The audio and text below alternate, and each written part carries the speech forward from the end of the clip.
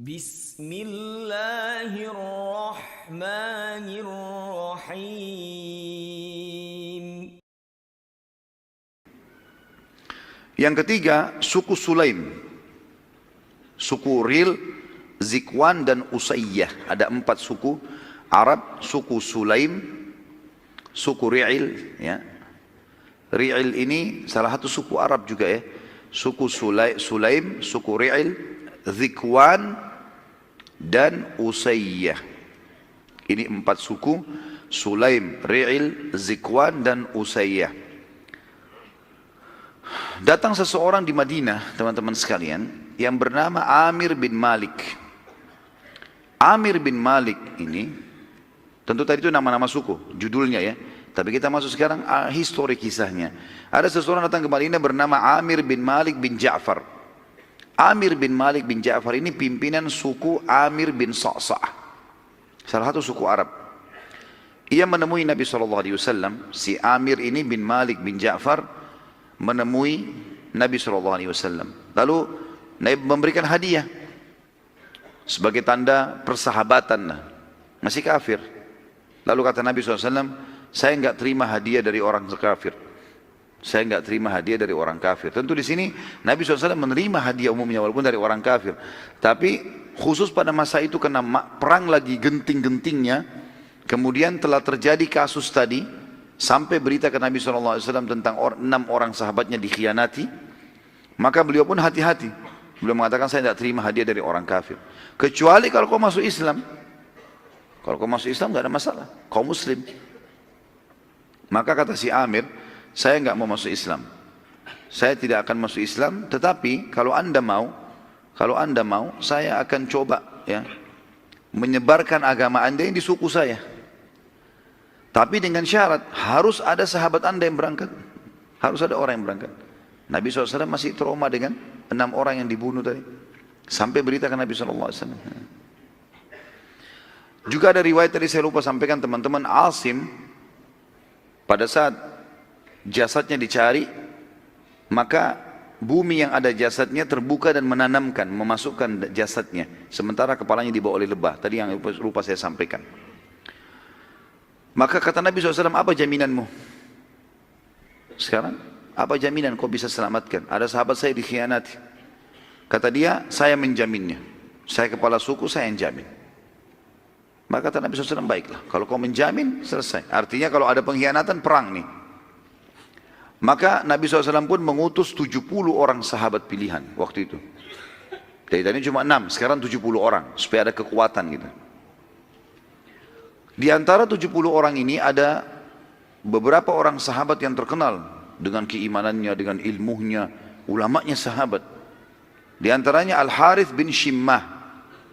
Al-Harith bin Shimmah salah satu ulama sahabat masyhur dengan ilmunya. Ini salah satunya, ada mungkin 6-7 orang ini diantaranya sahabat semua mulia tentu, tapi ini 7 orang ini, 6 orang ini orang-orang yang sangat tinggi ilmunya. Hafal 30 tahun, dan ini 70 orang memang penghafal Quran semuanya. Yang kedua, Haram bin Milhan. Haram bin Milhan. Jadi Al-Harith bin Shimmah, Haram bin Milhan, kemudian Urwa bin Asma As-Silmi. Al-Harith bin Shimmah, Haram bin Milhan, Urwa bin Asma As-Silmi. Kemudian yang keempat, Nafi' bin Badil. Nafi' bin Badil. Saya ulangi, kalau ada yang mau catat teman-teman sekalian, saya ulangi insyaAllah. Tapi niatnya dicatat bukan karena mau dapat buku ya. Dari sekarang sepakat dulu. Al-Harith bin Shimmah yang pertama, kemudian Haram bin Milhan, kemudian Urwa bin Asma As-Silmi, Urwa bin Asma As-Silmi, kemudian Nafi' bin Badil bin Waraqah. Nafi' bin Badil bin Waraqah, dan juga Amir bin Fuhairah. Ini kurang lebih di antara 70 ada 4 atau 5-6 orang ini ya. Al-Harith bin Shimmah, Haram bin Milhan, Urwa bin Asma As-Silmi, Nafi' bin Badil bin Waraqah, dan Amir bin Fuhairah. Pada saat mereka tiba di pemukiman suku Sulaim, ternyata terjadi lagi pengkhianatan. Si Amir tadi bin Malik kepala suku Sa'sa, kepala suku Amir bin Sa'sa, berkhianat. Dia mengajak 4 suku yang merupakan sekutu dia, yaitu tadi yang kita sudah sebutkan di awal judul kita, suku Sulaim, suku Ri'il, suku Zikwan dan suku Usayyah, untuk membunuh para sahabat. Dan mereka melakukan sampai akhirnya ke 70 sahabat berusaha melawan dan terbunuh 69. Mati syahid semuanya. Dan yang lolos cuma 1 orang. Yang lolos adalah Amir bin Umayyah Ad-Damiri. Amir bin Umayyah Ad-Damiri. Dan ini mereka terbunuh di sebuah lokasi namanya Bi'ir Ma'unah. Bi'ir Ma'unah, sumur Ma'unah. Nanti akan kita jelaskan ada penyerangan Nabi SAW ke lokasi ini. Bagaimana mereka dihukum oleh Nabi SAW karena membunuh 69 sahabatnya. Jadi nama lokasinya Bi'ir Ma'unah, dan yang tersisa adalah Amir bin Umayyah Ad-Damiri. Dalam perjalanan menuju ke Madinah, Amir sempat menemukan 2 orang dari asal suku sang pengkhianat, Amir bin Malik bin Ja'far As-Sa'sa' tadi. Yang sempat memberikan jaminan Nabi kan, namanya Amir bin Malik kan. Saya jamin, tidak ada masalah, saya kepala suku. Ternyata Amir, kepala suku tadi yang mengkhianat itu, sahabat juga yang sempat lolos namanya Amir.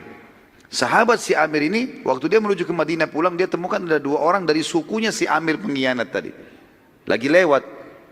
Maka sahabat yang mulia Amir bin Umayyah membunuh 2 orang itu. Sebagai balasan. Karena dia tahu ini dari suku Amir bin Sa'sa. Ini sama, pengkhianat juga ini. Dia pikir semua suku itu pasti pengkhianat. Padahal sebenarnya yang berkhianat cuma kepala sukunya saja. Pada saat Nabi SAW mendengar cerita tersebut, maka Nabi SAW berkata, wahai Amir, masalah kasus pengkhianatan kepala suku mereka, Amir tadi bin Malik, ini dianya yang salah. Dan yang akan kita hukum dia berikut 4 suku yang mendukungnya tadi. Sulaim, Ri'il, Zikwan, ya, itu semua tadi kita hukum, itu yang kita hukum. Jadi 2 orang yang kamu bunuh, kita akan bayar diyahnya. Lihat bagaimana keadilan Islam ya. Padahal sudah terjadi pengkhianatan. Karena ada sahabat Nabi SAW membunuh dengan tidak sengaja, salah, maka Nabi SAW mau membayar itu. Lalu Nabi SAW sempat melakukan pada saat itu kunut nazilah sebulan. Subuh, duhur, asar, maghrib, isya, membaca kunut. Semuanya memohon kepada Allah agar keempat suku ini dibinasakan oleh Allah selama sebulan penuh. Dan di sini keluar sebuah hukum tentang adanya kunut nazilah, di mana pada saat muslimin terdesak, ada masalah yang mereka hadapi, mereka boleh memohon kepada Allah agar diberikan kemenangan. Dan pada saat itu Allah Subhanahu wa taala mengabulkan doa Nabi SAW sehingga keempat suku itu terkutuk dan mereka akhirnya banyak yang binasa dan ditimpa banyak penyakit. Ya. Tersisa sekarang teman-teman sekalian, pada saat Nabi SAW mau membayar dia 2 orang dari suku Amir yang dibunuh oleh Amir tadi sahabat ini, ya, maka beliau pikir kalau dikirim diyahnya ke sana, nanti bisa dibunuh lagi sahabat. Bagaimana caranya? Dicarilah di Madinah suku Madinah yang merupakan sekutunya suku Amir bin Sa'sa. Siapa? Ditemukan suku Yahudi, namanya suku Nadir. Dan kita sudah pernah sebutkan ada 3 suku di Madinah, Yahudi, Qainuqa, Nadir dan Quraidah. Suku Nadir teman-teman adalah sekutunya suku Amir bin Sa'sa. Nabi SAW ingin niat memberikan diyahnya 2 orang yang terbunuh ini kepada Bani Nadir, nanti mereka yang kasih kepada suku Amir. Supaya jangan lagi ada sahabat yang dibunuh gitu. Pada saat itu Nabi SAW mendatangi sendiri pemukiman suku Nadir. Mendatangi sendiri pemukiman suku Nadir dan menyampaikan hajatnya. Kalau kami telah terjadi begini dan begitu dan kami akan menitipkan diyahnya, tolong selesaikan. Ternyata suku Nadir pada saat itu mengatakan baiklah, kami akan terima, gitu kan. Kami akan terima. Tapi kamu tunggu sebentar hai Muhammad. Waktu itu Nabi SAW lagi kebetulan di jalan pemukiman mereka, karena zaman dulu setiap suku punya benteng sendiri. Saya pernah jelaskan tentang keadaan 3 suku Yahudi, Nadir, Qainuqa dan Quraidah ini. Semuanya punya benteng, di dalam benteng ada pemukiman mereka, ada pasar, ada sumur, ada peternakan. Seperti satu kota sendiri, jadi kota di dalam kota gitu. Suku Nadir, waktu Nabi SAW datang ke sana, mau mengantarkan dia denda 2 orang yang dibunuh oleh sahabat tadi, disuruh tunggu oleh orang-orang Yahudi. Dan Nabi SAW menunggu di salah satu rumah mereka. Ditemani waktu itu oleh Abu Bakar, Umar, ya, sahabat-sahabat Nabi yang mulia, Ali bin Abi Thalib. 3 orang sahabat ini mendampingi Nabi SAW. Dan Nabi duduk bersandar di salah satu rumah mereka. Ternyata orang-orang Yahudi berkata satu sama yang lain, sungguh kalian tidak akan pernah mendapatkan kesempatan untuk membunuh Muhammad lebih baik daripada ini. Siapa yang naik ke atas rumah yang tempat dia sekarang lagi ada, kemudian dilemparkan batu ke bawah, biar Muhammad kena batu dan mati. Begitu pemikiran orang-orang Yahudi pada saat itu. Maka ada satu orang Yahudi yang pada saat itu bernama Amr bin Jahash.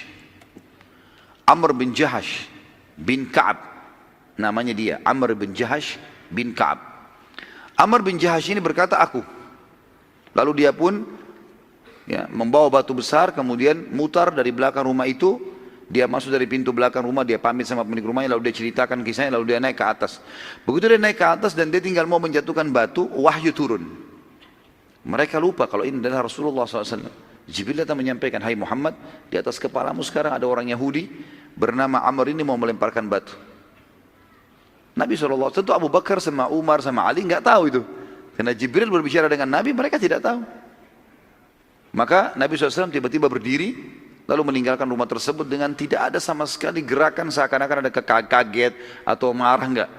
Santai saja. Dan biasanya Nabi SAW kalau begini berarti punya hajat mau ke kamar kecil. Para sahabat fahamnya begitu. Jadi kalau Nabi SAW berdiri tanpa sebab, berarti ada hajat mau ke kamar kecil biasanya. Kalau selain kamar kecil biasanya Nabi sampaikan. Seperti itulah. Nabi SAW berdiri. Waktu Nabi berdiri, Abu Bakar, Umar sama Ali nunggu. Enggak ada juga yang tiba-tiba nanya Nabi mau kemana anda ya Rasulullah, enggak ditanya. Karena lama menunggu, Abu Bakar, Umar dan Ali berpikir, kemana Rasulullah? Kok lama ini? Enggak balik-balik. Lebih baik kita lihat keadaannya. Mereka keliling di sekitar padang pasir yang biasa dipakai untuk kalau kita mungkin WC umum, enggak ada. Lalu mereka kembali ke Madinah, mereka kaget ternyata Nabi SAW sudah membentuk pasukan. Sudah dimotivasi pasukan, terbentuk pasukan besar. Lalu Abu Bakar tanya, Rasulullah ada apa? Kata Nabi SAW begini ceritanya. Bahwasanya orang-orang ini sebenarnya berusaha membunuhku. Ada seseorang bernama Amr naik di atas guma mau lempar batu, dan kalau saya tunggu sebentar beberapa saat saja sudah dilemparin batu itu. Wahyu menyampaikan kepada saya, ini harus dihukum. Maka Abu Bakar, Umar dan Ali pun radhiyallahu anhum bergabung di pasukan, dan akhirnya Nabi SAW mengepung benteng suku Nadir selama 15 hari. Subhanallah, selama 15 hari ini sebenarnya suku Nadir merasa bersalah dan mau menyerahkan diri kepada Nabi SAW. Tapi apa yang terjadi? Beberapa orang-orang munafik mendatangi suku Yahudi ini. Pimpinan mereka yang sudah masyhur, Abdullah bin Ubay bin Salul. Kemudian ada sahabatnya bernama Wadi'ah. Ini juga seorang munafik. Kemudian ada Malik bin Qawqal. Ini juga orang munafik. Ya. Dan ada Suwaid. Ada 5 orang ini. Ada Suwaid dan ada Dais. Ya. Ada 5 orang munafik. Abdullah bin Abi Salul, Wadi'ah, kemudian Malik bin Qawqal, Suwaid dan Dais. Mereka berlima mendatangi bentengnya suku Nadir dan berkata, sudahlah, jangan nyerahkan diri. Kami membela kalian. Kalian tahu kan siapa kami? Maksudnya orang-orang munafik. Kami bukan muslim, kami akan bela kalian, tidak usah khawatir. Kami juga punya pasukan, disebutkanlah pasukan kami begini, namanya si fulan, kalian tahu si fulan, si fulan, si fulan. Di Madinah mereka saling tahu. Ini orang munafik semua. Kami siap membela kalian. Kalau kalian diperangi, kami akan memerangi juga muslimin. Kalau kalian mati, kami mati bersama kalian. Tadinya suku Nadir ini khawatir gitu kan. Mereka menyerahkan diri, tapi karena motivasi dari orang-orang munafik ini, akhirnya mereka tidak jadi. Mereka tidak jadi menyerahkan diri dan mereka akhirnya mau melawan. Sampai akhirnya ya, mereka dikepung 15 hari dan ternyata dalam 15 hari itu pun setelah orang-orang yang munafik ini keluar, sama sekali mereka tidak mengirim bantuan, tidak ada beritanya gitu kan. Akhirnya mereka menyerahkan diri. Dan ini sifatnya orang munafik. Orang munafik subhanallah biasa gitu. Sama kaum muslimin benci, sama orang kafir penjilat. Ya, dan dusta semua hidupnya. Dan kita tahu surah An-Nisa menjelaskan masalah itu. Surah An-Nisa, surah nomor 4 ayat 138. Dimulai dari 138. Pernah saya bacakan ayat ini, tapi saya bacakan lagi. A'udzubillahi minasyaitonirrajim. Basyiril munafiqina bi'anna lahum adzaban alima. Sampaikanlah berita ya, bahwasanya orang-orang munafik itu akan mendapatkan siksa yang pedih. Alladzina yattakhiduna al-kafirina awliya min dunil mu'minin. Mereka adalah orang-orang yang menjadikan orang kafir sebagai tempat-tempat mereka bersandar. Ayabtaguna indahumul izzata fa innal izzata lillahi jami'a.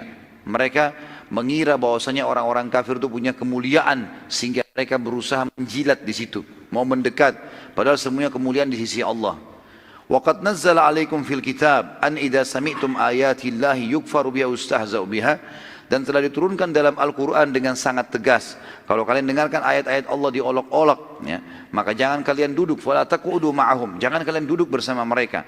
Hatta yakhudu fi hadithin ghairi. Sampai mereka mengalihkan pembicaraan ke yang lain. Innakum idza mithluhum. Kalau kalian ikut-ikutan sama orang-orang munafik itu, orang-orang kafir itu, maka kalian sama saja dengan mereka. Innallaha jami'ul munafiqina wal kafirina fi jahannam jami'a. Sesungguhnya Allah pasti akan mengumpulkan orang-orang kafir dan orang munafik dalam neraka Jahannam bersama-sama. Sifat orang munafik disebutkan, alladzina yatarabbasuna bikum, yaitu orang-orang yang selalu mencari kejadian-kejadian untuk kalian atau terhadap kalian, hai kaum muslimin. Fa in kana lakum fathum minallah, kalau kalian dapat kemenangan dari sisi Allah, qalu, orang-orang munafik berlumba-lumba berkata, alam nakum ma'akum, bukankah kami juga umat Islam sama dengan kalian? Kami kan juga namanya si fulan, orang muslim. Ya. Wa in kana lil kafirin nasib, dan kalau seandainya orang kafir yang mendapatkan kemenangan, qalu alam nastahwid alaikum, bukankah kami telah memenangkan kalian?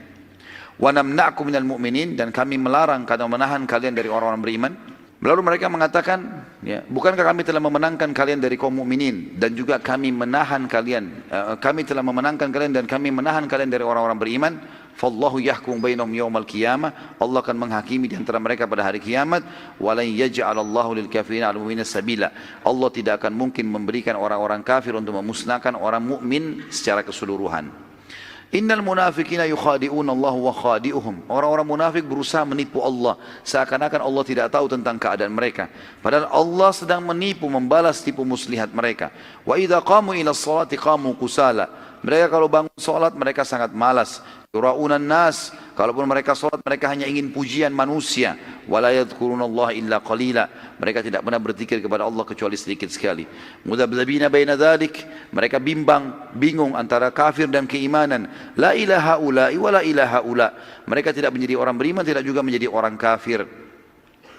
Wa may yudlilillahu falan tajid lahu sabila. Siapa yang telah Allah sesatkan maka kalian tidak akan dapatkan petunjuk baginya. Lalu kemudian sebagai penutup teman-teman, dan kita break untuk sholat dulu insyaAllah. Ternyata di sini semua yang mereka sampaikan kepada orang-orang Yahudi bohong dan dusta. Tidak ada dukungan, juga tidak ada bantuan dari mereka. Yang akhirnya Allah Azza wa Jal memasukkan rasa takut dalam hati suku Nadir, dan mereka meminta perdamaian dengan Nabi SAW. Dan insyaAllah kita akan sampaikan atau lanjutkan sebentar lagi bahasan kita. Subhanakallahumma bihamdika, asyhadu an la ilaha illa anta astaghfiruka wa atubu ilaik. Wassalamualaikum.